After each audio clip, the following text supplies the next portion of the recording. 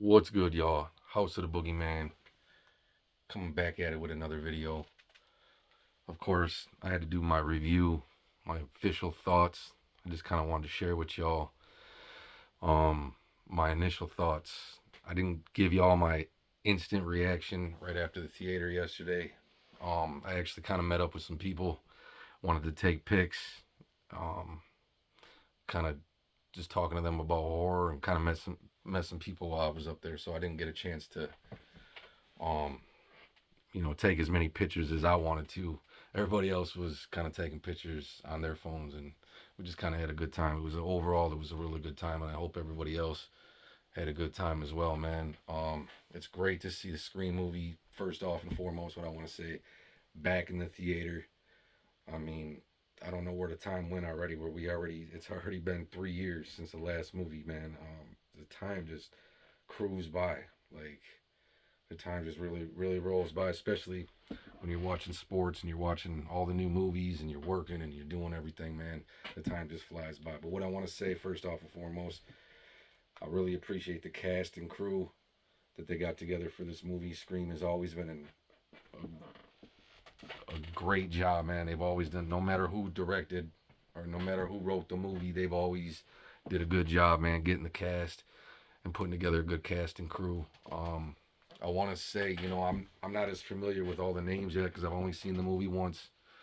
But and this is gonna be a spoiler video, so if y'all haven't seen the movie and you just click this video, I know there's been hundreds of these videos already.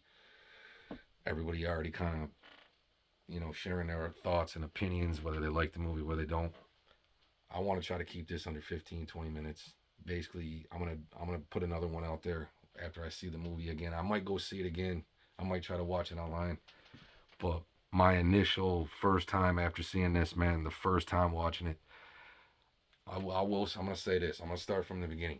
A lot of what we seen in the trailer of the movie was the beginning of the movie, and I actually like that. That's one thing that I really like because it didn't show too much of the movie. It didn't give too much of it, anything away.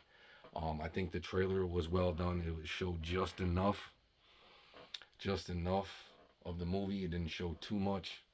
Um, the opening of the film, I will say this: it didn't feel to me like a Scream movie.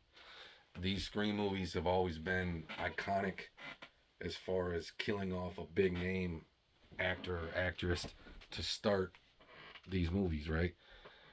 Dating back to the original 1996, of course, Drew Barrymore gets killed off. That was when the original movie came out. It had a full blown out cast, kind of like the second one, the third one. All the films, even up until now, have a really big cast, like a really popular cast, I should say.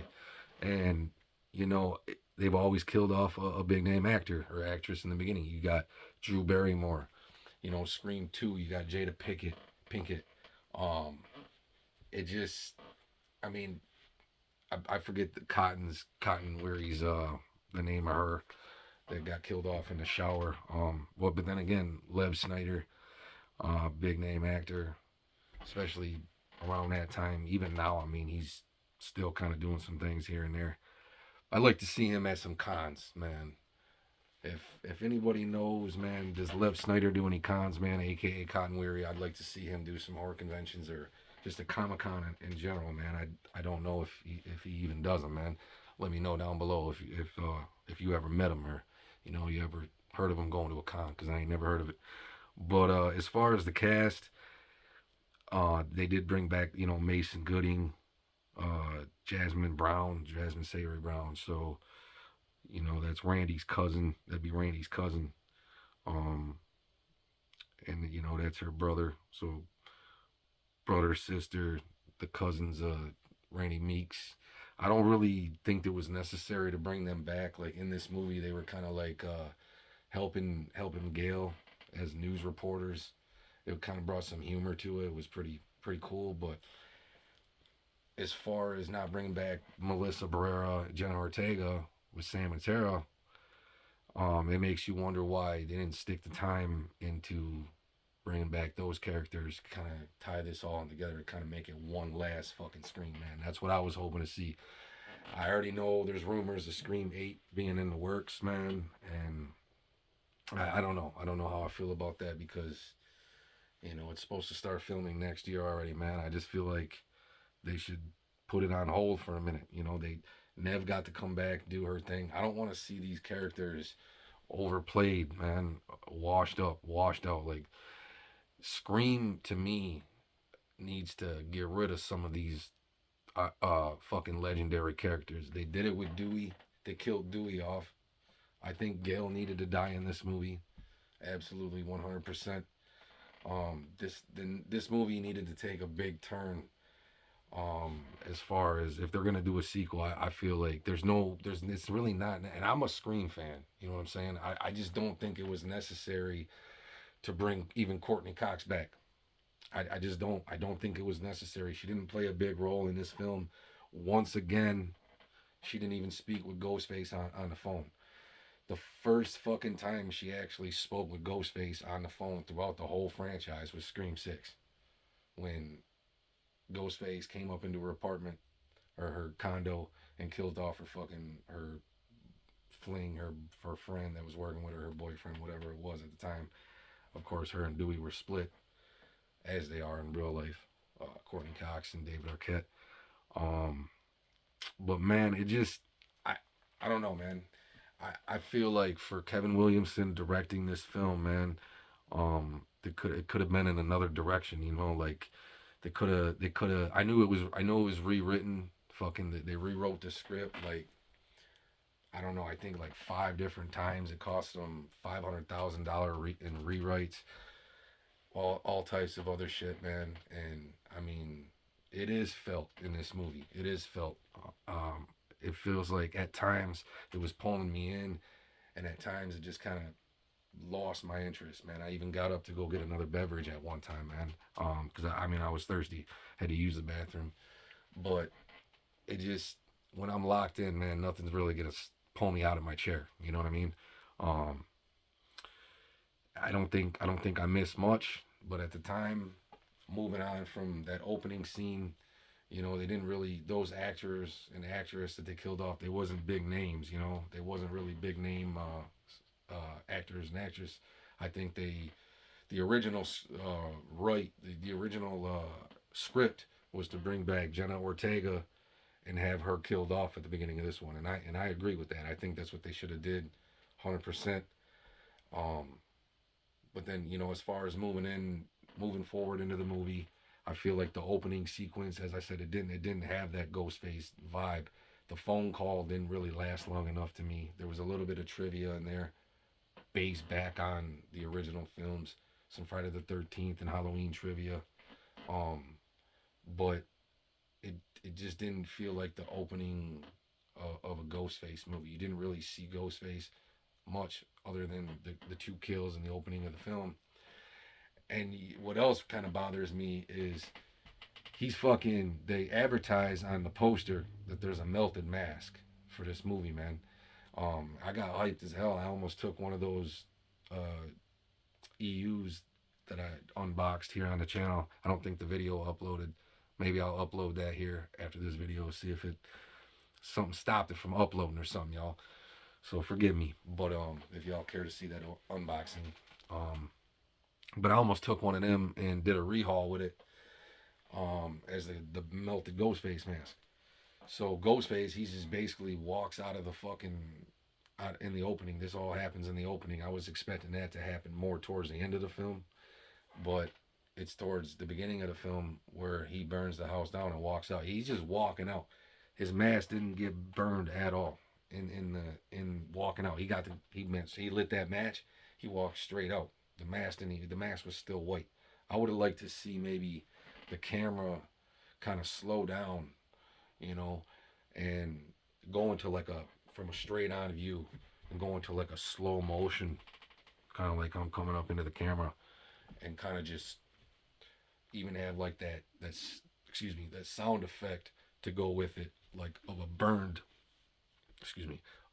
mask, like of a melted mask. Like maybe you could hear some of the shroud fucking start to, singe, or even some of the robe, you know, and kind of see it.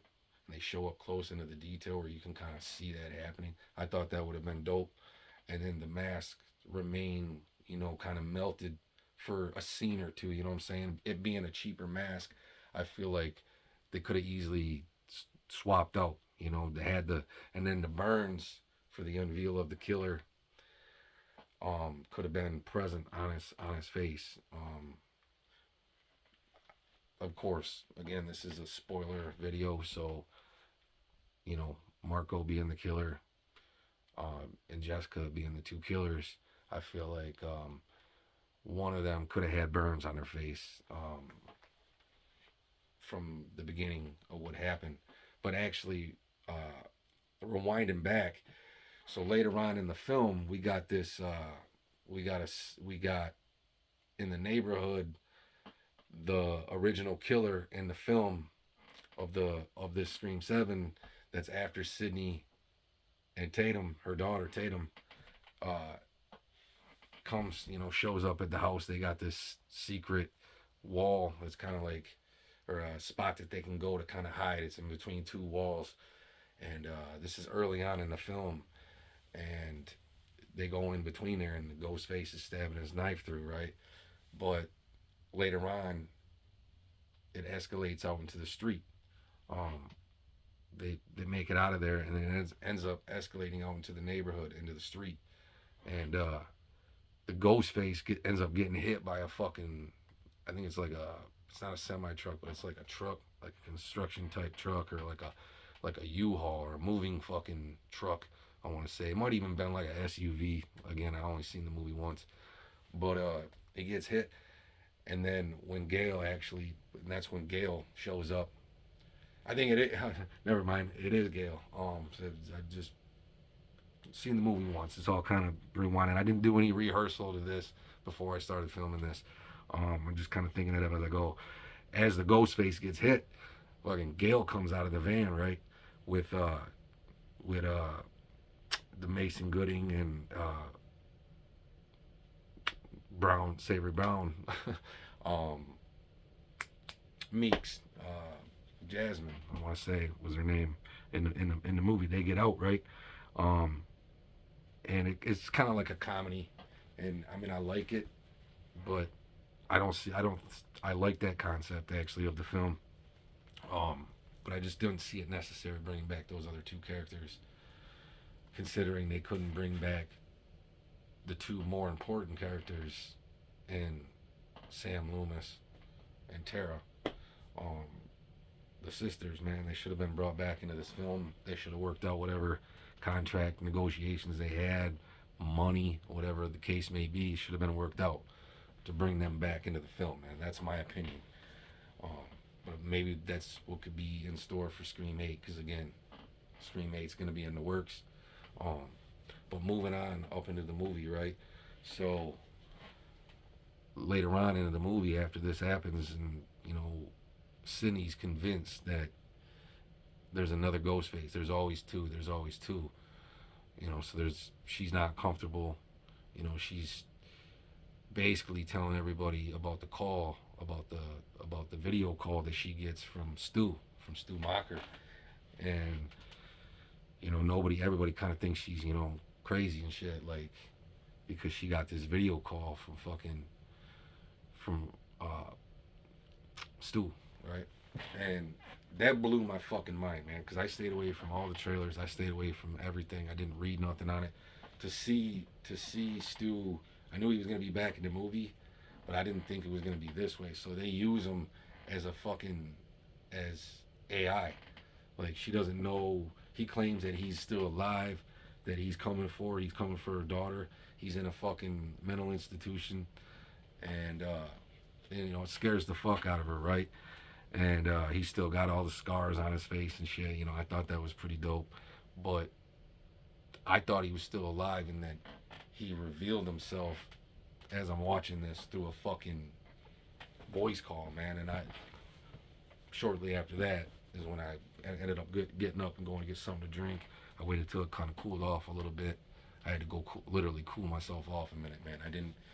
But then as the movie went and she kept getting these phone calls from Stu, these video calls, um, that's when I realized, I kind of started to see the direction they were gonna head, was where it's fucking AI. She asked at one time. Sydney asked. I'm not sure who she asked in the movie. She says, "What do you know about AI? Artificial intelligence." And it's crazy because I don't want to get into it, but that plays a big part of my life right now with some artificial intelligence. Not anything I'm doing. It's just I don't want to get into it. I'm gonna save it for another video. It's one of the other reasons I'm not even that active here on my channel or on social media in general. Like, I don't like the way things are headed. I don't like the fucking future. I don't like the thought of it at all. And I think it was brilliant, as much as I dislike what they did in a way to make AI a big part of the movie. I can appreciate it, and I see it. Everybody says they want something different. Oh, it's going to be the same shit. Or how are you going to bring Stu back after all this time? It would be pointless, right? But they teased us, man. They tricked us. But it was good. It was good writing. It was good directing, filmmaking. I think overall it was a pretty good fucking movie. It didn't feel like the first four movies with Wes Craven being the director. I mean, and I don't think they ever will. Everybody wants that. We all want that as Scream fans, but I just don't. I don't see the movies having that type of feel to them again, like, because we're all different directors, we're all different people, and you can feel the difference of the movies depending on who the directors are and the writers are. Like, to be honest with you, I feel like Scream 5 and 6 might have had a little bit more of a original Ghostface vibe and feel to them, more of a Scream movie in a way. Maybe I'm wrong.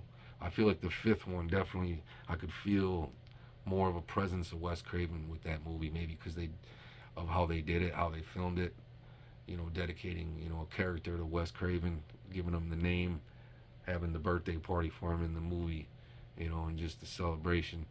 But it just with the house and how they did the flashbacks and how it all worked out. I feel like I don't like Jack Squid Quid.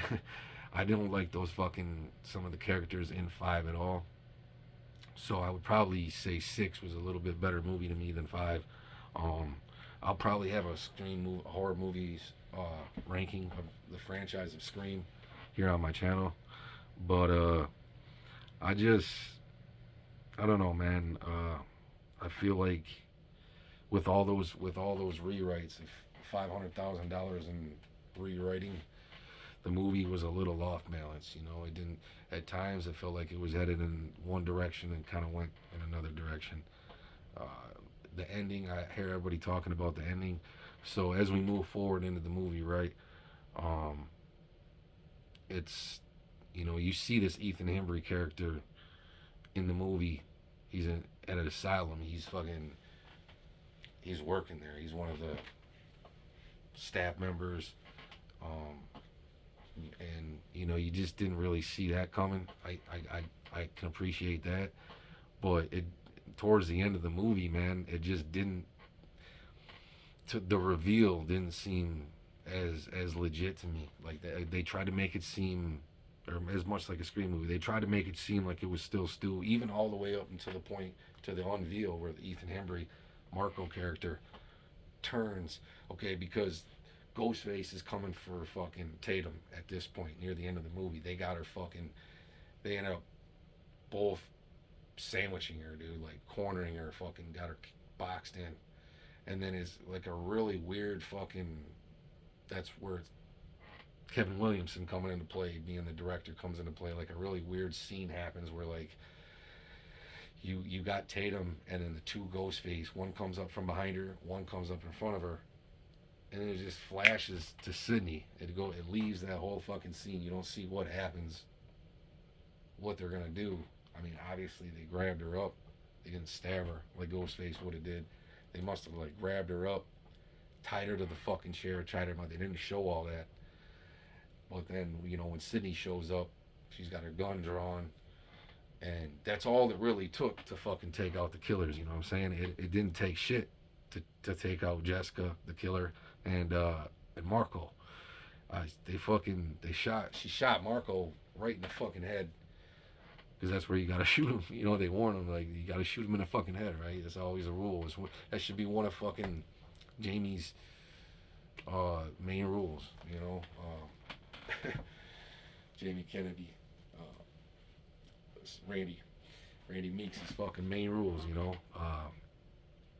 is to shoot him in the fucking head. You gotta shoot him in the fucking head, or chop their fucking head off. It's the only way to really kill a motherfucker. Or Halloween ends, man. Throw a motherfucker in the grinder, literally. Uh, Fucking good burger status. But I don't know. It just, to me, there should have been a harder fought battle, maybe with the Marco character, Jessica, the two killers at the end of the movie. You didn't see it coming with either one of them. I had no clue who it was really gonna be. I had maybe an idea when the original fucking cast and crew popped up, and I seen before they even gave him the Marco, before they even titled it was Marco. When I seen Ethan Embry, I thought it was gonna be Stu's brother or some shit, like just because of somewhat of a resemblance in those two, I guess you could say, with the beard, whatnot. I mean, he looks totally different in the fucking IMDb photos. In the movie, he had a big ass bald spot, and just you could see his age, man. He was old, almost unrecognizable, man. It didn't even. I mean, you could tell it was him. I think they should have gave him a little bit of hair, a little bit longer hair. Would have been, I think, a little better. I think maybe he should have had just maybe a different look to him. You know what I'm saying? He didn't. They didn't. The characters didn't seem fucking just out there and fucking psychotic, dude. Like, as far as the Ghostface killers, we all know the history of Ghostface. I mean, look at Billy and Stu, Mickey. Shout out to Laurie Metcalf for coming back in this too, as a small cameo. I like that. Part of it being the AI, and Scott Foley coming back as Roman for a slight peek at each character. I thought that was pretty smart. It was kind of like, is she really seeing this in her head, or is this the fucking AI? Some of these things that she's envisioning, but it was AI. And I think it was kind of fucking smart to do it, as much as I don't like it. I think it was a pretty smart fucking idea. It was something different, and that's kind of what they needed to utilize Roger L. Jackson more in this movie, and use the voice more in this movie. We lacked a lot of that, and why we lacked a lot of that is because it was Stu straight making these phone calls straight to fucking. It wasn't really Stu, but it was the Ghostface killers with AI. When Ethan Embry fucking reveals himself, he answers Sydney's question basically that she was wanting to know. What do you know about AI, or who's behind it? Obviously, she wants to know who the killer is. He states that he was a former, before he worked in the asylum, he worked as a Google assistant doing AI, artificial intelligence. So, I mean, I see the connection. I see where it makes sense.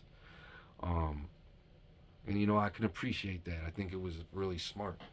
I feel like some of the soundtrack should have been fucking utilized a little more.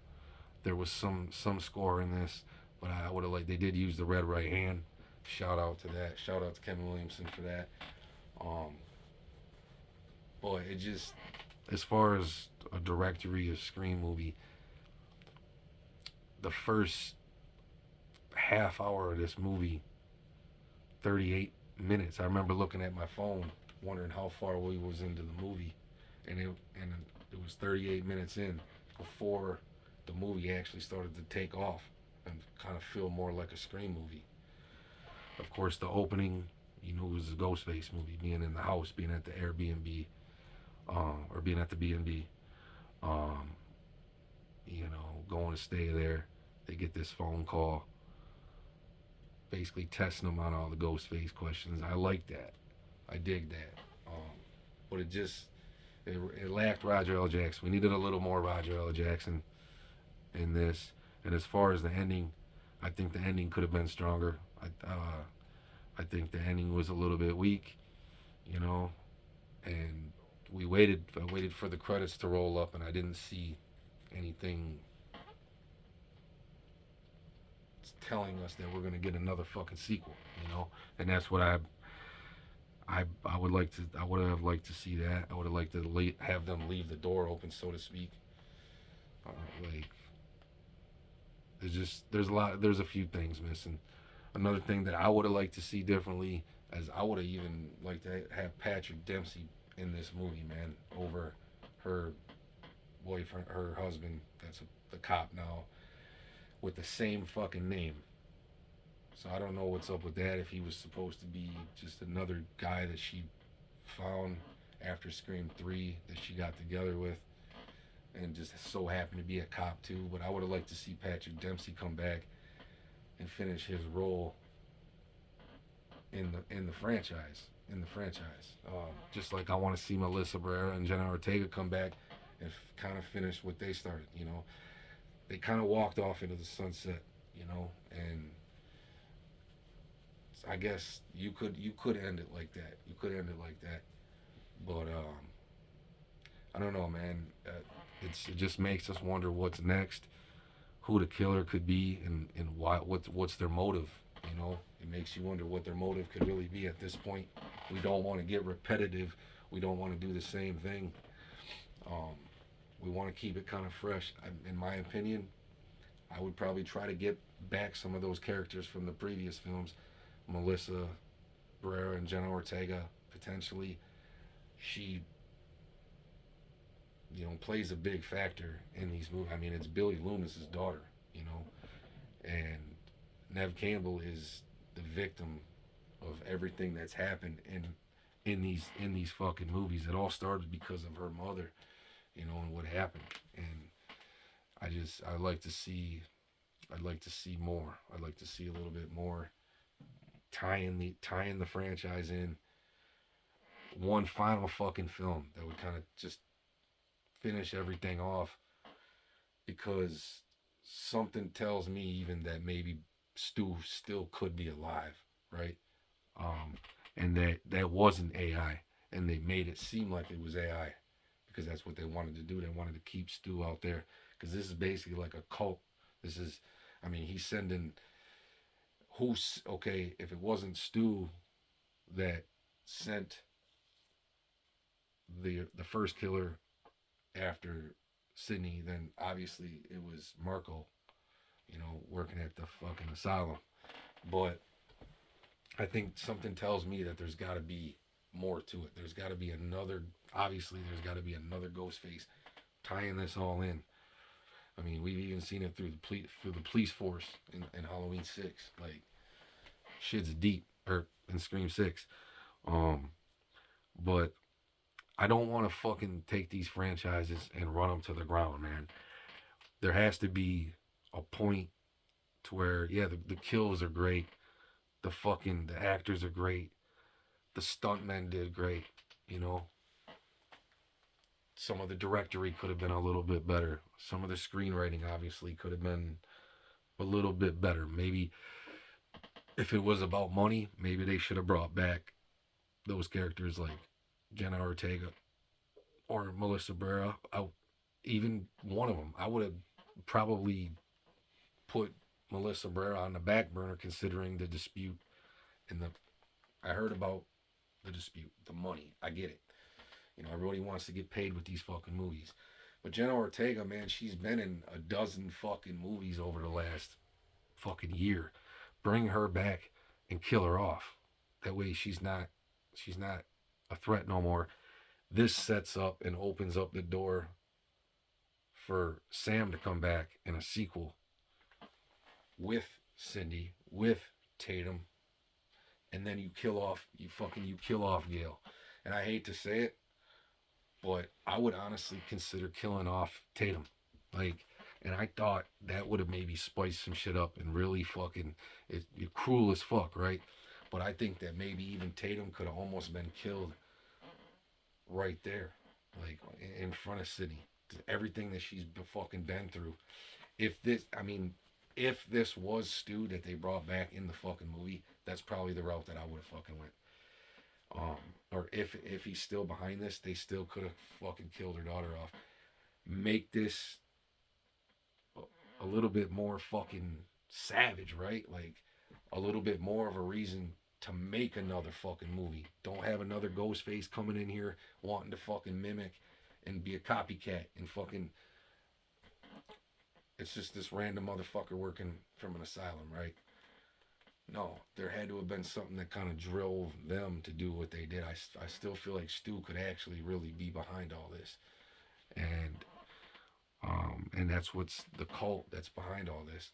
I mean, hey, fucking Laurie Strode's daughter died in fucking Halloween Kills, man. They killed off Karen. They killed Karen off in Halloween Kills, and to me, that should have been more motivation for fucking Laurie to go out and find Michael and put a fucking end to it, and put a stop to it. From the end of Kills to Ends, not to get off topic, it's not even talked about. Karen's not even mentioned once in Halloween Ends. Laurie's doesn't believe he's alive. Michael's even alive after taking everybody out like that, and she's calm. And it's the other way around. I think from 2018 she should have been calm. It's been 40 years, nothing's happened, and here she's still traumatized 40 years later. I don't even want to get into that, but she's calm 4 years later after the events of Halloween Kills, and killing her fucking daughter off. I mean, she should have been more motivated to hunt him down and find him than ever, even leaving the hospital that night with the knife before she even knew that Karen got killed. Halloween Ends should have picked up from there.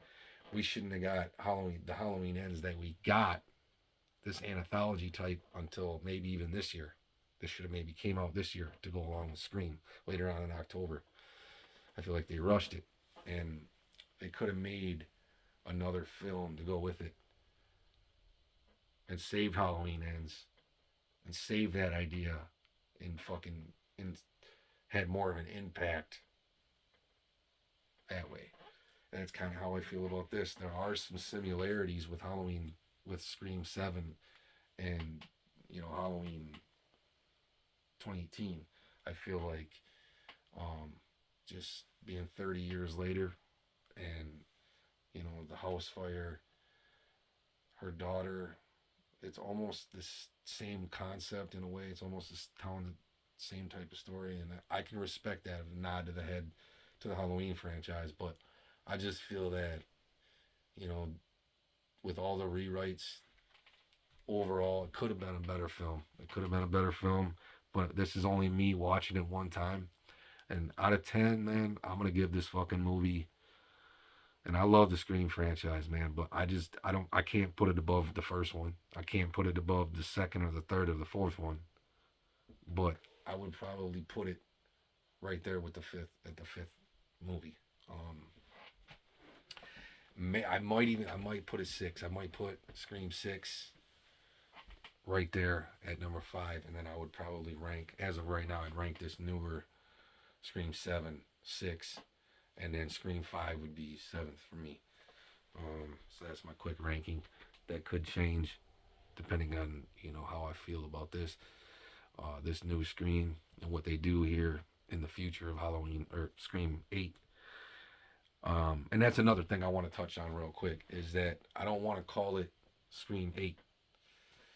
I think 7, to be honest, is fucking maxed out. After 7, I think you should call it something else. Like 7 still looks good on there, but once you get 8, and I could see them kind of still sticking with 8 because of Stab. Stab's had so many movies within the franchise, and it just kind of fits the way it is. But I would honestly call it something else. I would call it something else if it even gets made. Put it on the back burner. Don't rush into nothing. We don't want to see nothing rushed out, man. It's like we just, at times it feels like these directors, man, and these writers are just pushing them out, man, and trying to make money, and that's not what we want as fans. But overall, man, I feel like it was a good movie for what it was. having all those rewrites in there, $500,000 in rewrites, um, changes in the script. It just it did all right, man, and I hope it does good at the box office, man. I hope anybody that's going to see it today enjoys it, and just because there's a review out there like mine, or somebody else's that's not gonna get somebody like mine that's not gonna get as many views, or don't be discouraged to not make a video, man. Share your thoughts. Everybody's got different thoughts and ideas, man, of how they're viewing the franchise, and some of these ideas could be considered, man. You'd be surprised by who might watch these videos. So don't be discouraged to make these videos, man. That's why I decided to do mine, despite how many reviews I already watched. I've been watching people's reviews all morning, but I wanted to stick with what I thought myself, of how I feel, my true initial thoughts. I don't want to hate the movie because somebody else hates the movie, or love the movie just because it's getting a lot of fucking attention and it's popular here and there. Um, shouldn't be that way. And I got a friend, I got a homie, right, that he fucking loves horror movies, man. He loves fucking horror movies, just the way I do, right? But he won't go see. He hasn't seen 5. He hasn't seen 6. He watched 5. He hasn't seen 6.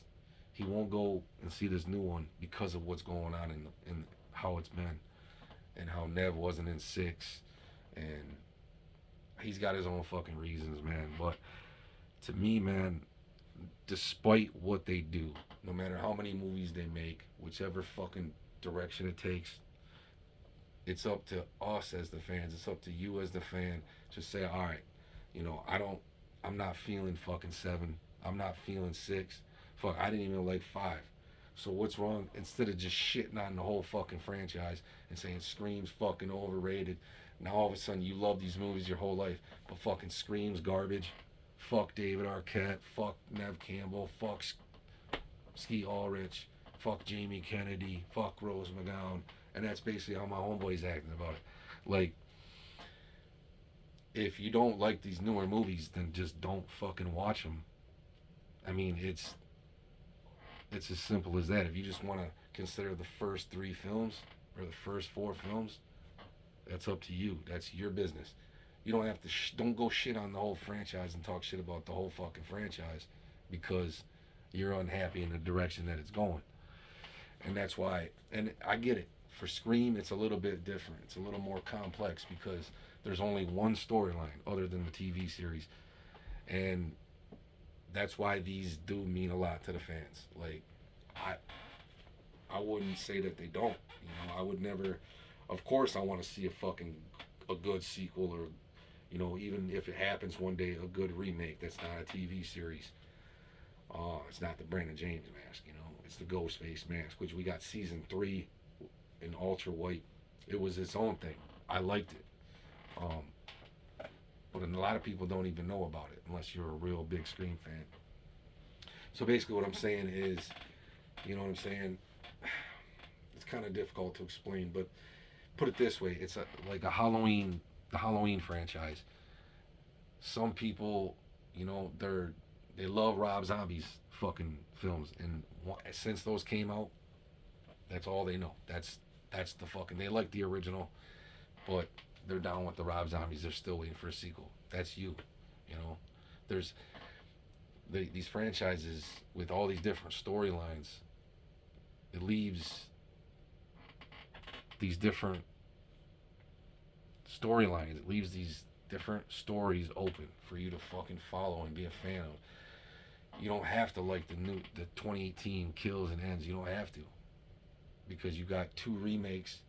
You got the Cult of Thorn series.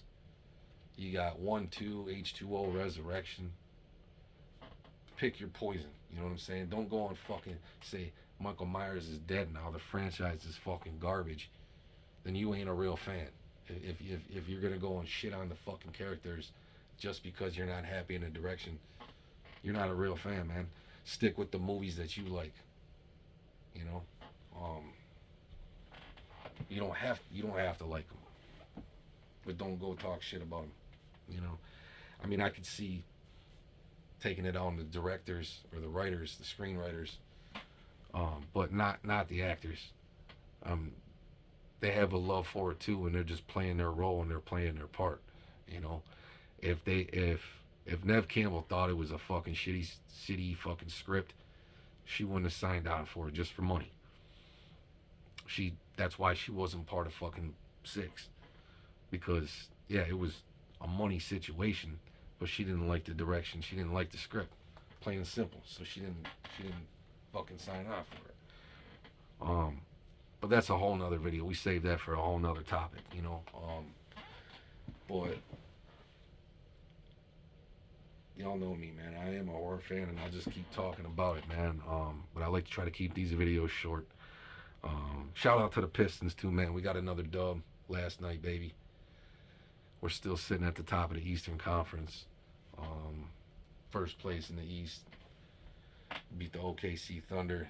We beat Cleveland Cavaliers. Just like that, man. We on another 2-game win streak. Coming hard. We're playing again tomorrow, Sunday, 6 o'clock Eastern Standard Time. But I will be making another video here recapping the movie again. I'm probably going to go see the movie again. I don't know if I'm going to go see it tonight. Wait for tomorrow. But I just want to really kind of think about it, take it all in, I'm probably going to go watch it again. You know, that's what it took me for Halloween 2018. Because I wasn't sure that they was going to have a sequel, Halloween Kills. We didn't know that. You know, I just thought Halloween 2018, and I didn't know where it was going to go from there, where we're going to be left off from there. We knew when Halloween Kills came, we was getting Halloween Ends with it. They advertised it as Halloween Kills and then Halloween Ends, basically in one trailer. They let us know that, and it was authentic. We were going to get back-to-back movies. Maybe they should have did that with this. Maybe they should have advertised 7 and then 8 coming. It would have been like a nice little tribute with the 78, maybe to Halloween, but like they always nod at. But yeah, man, just let me know y'all thoughts and opinions down low. I don't want to make this an hour video. I'm already 43 minutes in. I know I promised it last night, but by the time I got out of the movies, I ended up finishing up the Piston game, man. We went to overtime. But stay tuned for some cosplay. I am gonna probably review all my ghost face masks behind me. It's something I've been wanting to do for a minute, and just kind of explain the history on all the masks and the differences on all the masks. So stay tuned for that. Probably be coming here this week. I might even do it later on tonight. I'm not sure, but it will be this week no matter what, or this coming week if it's not sometime during the weekend here. And again, I'll let y'all know if I end up going seeing Scream 7 again. Follow me on Instagram if you're not already. The Boogeyman 1978 over on Instagram. And House of the Boogeyman right here on YouTube. Like, subscribe. Let me know how you feel about Scream 7. Where you think the franchise is headed here with Scream 8. What title would be good for Scream 8? Let me know down below, the comments down below. Thanks for watching, y'all. House of the Boogeyman. Peace.